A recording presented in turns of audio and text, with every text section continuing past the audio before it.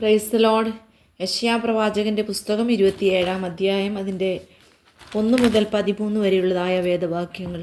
അന്നാളിൽ യഹോവ കടുപ്പവും വലിപ്പവും ബലവുമുള്ള തൻ്റെ വാൾ കൊണ്ട് വിദ്രുത സർപ്പമായ ലിവ്യാദാനെയും വക്രസർപ്പമായ ലിവ്യാദാനെയും സന്ദർശിക്കും. സമുദ്രത്തിലെ മഹാസർപ്പത്തെ അവൻ കൊന്നുകളയും. അന്ന് നിങ്ങൾ മനോഹരമായൊരു മുന്തിരിത്തോട്ടത്തെപ്പറ്റി പാട്ടുപാടുവീൻ. യഹോവയായ ഞാനതിനെ സൂക്ഷിക്കും, ക്ഷണം പ്രതി ഞാനതിനെ നനയ്ക്കും. ആരും അതിനെ തൊടാതിരിക്കേണ്ടതിന് ഞാനതിനെ രാവും പകലും സൂക്ഷിക്കും. ക്രോധം എനിക്കില്ല, യുദ്ധത്തിൽ പറക്കാരെയും ഉൾപ്പടർപ്പും എനിക്ക് വിരോധമായിരുന്നെങ്കിൽ കൊള്ളായിരുന്നു. ഞാൻ അവയുടെ നേരെ ചെന്ന് അവയെ ആകപ്പാടെ ചുട്ടുകളയുമായിരുന്നു. അല്ലെങ്കിൽ അവൻ എന്നെ അഭയം പ്രാപിച്ച് എന്നോട് സമാധാനം ചെയ്തു കൊള്ളട്ടെ. അതേ, അവൻ എന്നോട് സമാധാനം ചെയ്തു കൊള്ളട്ടെ. വരും കാലത്ത് യാക്കോബ് വേരൂന്നുകയും ഇസ്രയേൽ തളിർത്തു പൂക്കുകയും അങ്ങനെ ഭൂതലത്തിൻ്റെ ഉപരിഭാഗം ഫലപൂർണ്ണമാകുകയും ചെയ്യും.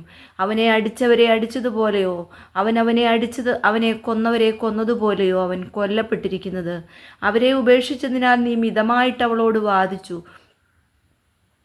കിഴക്കൻ കാറ്റുള്ള നാളിൽ അവൻ കൊടുങ്കാറ്റുകൊണ്ട് പാറ്റിക്കളഞ്ഞു. ഇതുകൊണ്ട് യാക്കോബിൻ്റെ അകൃത്യത്തിന് പരിഹാരം വരും. അവൻ്റെ പാപത്തെ നീക്കിക്കളഞ്ഞതിൻ്റെ ഫലമെല്ലാം ഇതാകുന്നു. അവൻ ബലിപീഠത്തിൻ്റെ കല്ലൊക്കെയും ഇടിച്ച് തകർത്ത് ചുണ്ണാമ്പ് കല്ല് പോലെയാക്കുമ്പോൾ അശേരാ പ്രതിഷ്ഠകളും സൂര്യസ്തംഭങ്ങളും ഇനി നിവർന്നു നിൽക്കുകയില്ല. ഉറപ്പുള്ള പട്ടണം ഏകാന്തവും മരുഭൂമി പോലെ നിർജ്ജനവും ശൂന്യവുമായിരിക്കും.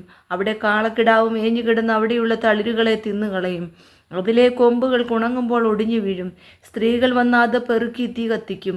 അത് തിരിച്ചറിവില്ലാത്തൊരു ജാതിയല്ലോ. അതുകൊണ്ട് അവരെ നിർമ്മിച്ചവൻ അവരോട് കരുണ തോന്നുകയില്ല, അവരെ മനഞ്ഞവൻ അവർക്ക് കൃപ കാണിക്കുകയുമില്ല. അന്നാളിലെ യഹോവ നദി മുതൽ മിസ്രയീം തോട് വരെ കറ്റമെതിക്കും.